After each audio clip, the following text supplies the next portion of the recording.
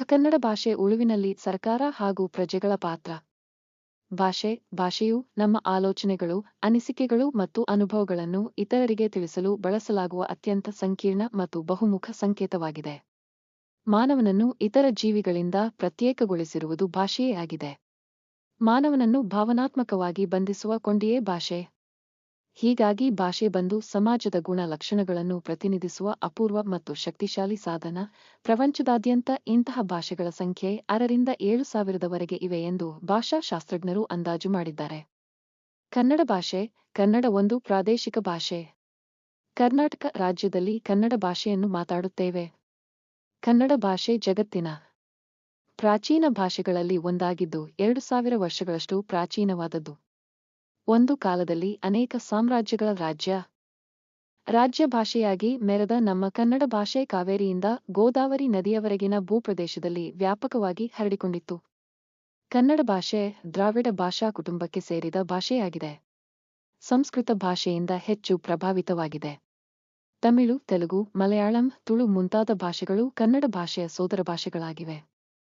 ಕನ್ನಡ ಭಾಷೆಗೆ ಸೀಮಿತ ಸಂಖ್ಯೆಯ ಜನರು ಮಾತ್ರವೇ ವಾರಸುದಾರರು. ಕನ್ನಡಕ್ಕೆ ಇಂಗ್ಲಿಷ್ ಭಾಷೆಗಿರುವಂತೆ ಜಾಗತಿಕ ಮನ್ನಣೆಯಾಗಲಿ ಹಿಂದಿ ಭಾಷೆಗಿರುವಂತೆ ದೇಶೀಯ ಮನ್ನಣೆಯಾಗಲಿ ಇಲ್ಲ. ಸ್ವಾತಂತ್ರ್ಯಾನಂತರ ಕರ್ನಾಟಕ ಏಕೀಕರಣಗೊಂಡಾಗಿನಿಂದ ಕರ್ನಾಟಕ ರಾಜ್ಯದಲ್ಲಿ ಕನ್ನಡ ಭಾಷೆಯನ್ನು ಅಧಿಕೃತ ಭಾಷೆಯಾಗಿ ಬಳಸುತ್ತಿದ್ದೇವೆ. ಕನ್ನಡ ಭಾಷೆಯು ಭಾರತೀಯ ಸಂವಿಧಾನದ 8ನೇ ಪರಿಚ್ಛೇದದಲ್ಲಿ ಉಲ್ಲೇಖಿಸಲಾದ 52 ಭಾಷೆಗಳಲ್ಲಿ ಒಂದು. ಕನ್ನಡ ಭಾಷೆ ಭಾರತದ ಅತ್ಯಂತ ಹೆಚ್ಚು ಜನ ಮಾತನಾಡುವ ಭಾಷೆಗಳಲ್ಲಿ ಪ್ರಮುಖವಾದುದು. ಭಾರತದ ಶಾಸ್ತ್ರೀಯ ಭಾಷೆಗಳಲ್ಲಿ ಒಂದಾಗಿದೆ. ಲಿಪಿ. ಕನ್ನಡ ಲಿಪಿಯು ಅಶೋಕನ ಕಾಲದ ದಕ್ಷಿಣ ಬ್ರಾಹ್ಮಿ ಲಿಪಿಯಿಂದ ಹುಟ್ಟಿಕೊಂಡಿತು. ಕಾಲಾನಂತರದಲ್ಲಿ ಶಾತವಾಹನರು, ಕದಂಬರು, ಗಂಗರು, ರಾಷ್ಟ್ರಕೂಟರು, ಹೊಯ್ಸಳರ ಕಾಲದಲ್ಲಿ ಅನೇಕ ಬದಲಾವಣೆಗಳಿಗೆ ಒಳಗಾಗಿ ಮುಂದುವರಿಯುತ್ತಾ ಬಂದಿದೆ. ಪ್ರಾಚೀನ ಕನ್ನಡದ ಲಿಖಿತ ರೂಪವು ಶಾಸನಗಳಲ್ಲಿ ಕಂಡುಬರುತ್ತದೆ. ಈ ಶಾಸನಗಳಲ್ಲಿ ಕ್ರಿ. ಶ. 450ರಲ್ಲಿ ರಚನೆಯಾದ ಹಲ್ಮಿಡಿ ಶಾಸನ, 7ನೇ ಶತಮಾನದ ಬಾದಾಮಿ ಶಾಸನ, ಶ್ರವಣಬೆಳಗೊಳದ ಶಾಸನಗಳು ಪ್ರಮುಖವಾಗಿದೆ. ಸಾಹಿತ್ಯ. 7ನೇ ಶತಮಾನದ ನಂತರ ಕಾವ್ಯಾತ್ಮಕ ಲಕ್ಷಣಗಳನ್ನು ಹೊಂದಿರುವ ಪದ್ಯದ ಉತ್ತಮ ಮಾದರಿಗಳು ಕಂಡುಬರುತ್ತವೆ. ಈ ಶಾಸನಗಳ ಭಾಷೆ ಸುವ್ಯವಸ್ಥಿತವಾಗಿ ಮತ್ತು ಪ್ರಬುದ್ಧವಾಗಿರುವಲ್ಲಿ ಸಂಸ್ಕೃತ ಭಾಷೆಯ ಪ್ರಭಾವ ಆಳವಾಗಿದೆ. ಕನ್ನಡದಲ್ಲಿ ಗದ್ಯ ಪದ್ಯ ರಚನೆಯ ಆಧಾರಗಳಿದ್ದರೂ ಕನ್ನಡದ ಮೊದಲ ಉಪಲಬ್ಧ ಗ್ರಂಥವಾದ ಕವಿರಾಜಮಾರ್ಗದ ಮೂಲಕ ಕನ್ನಡ ಕೃತಿ ರಚನೆಯ ಕೆಲಸ ಗದ್ಯ ಪದ್ಯ ರಚನೆಯ ಆಧಾರಗಳಿದ್ದರೂ ಕನ್ನಡದ ಮೊದಲ ಉಪಲಬ್ಧ ಗ್ರಂಥವಾದ ಕವಿರಾಜಮಾರ್ಗದ ಮೂಲಕ ಕನ್ನಡ ಕೃತಿ ರಚನೆಯ ಕೆಲಸ ಆರಂಭವಾಯಿತು ಮತ್ತು ಕನ್ನಡ ಭಾಷೆ ಬೆಳೆಯುತ್ತಾ ಬಂದಿತು.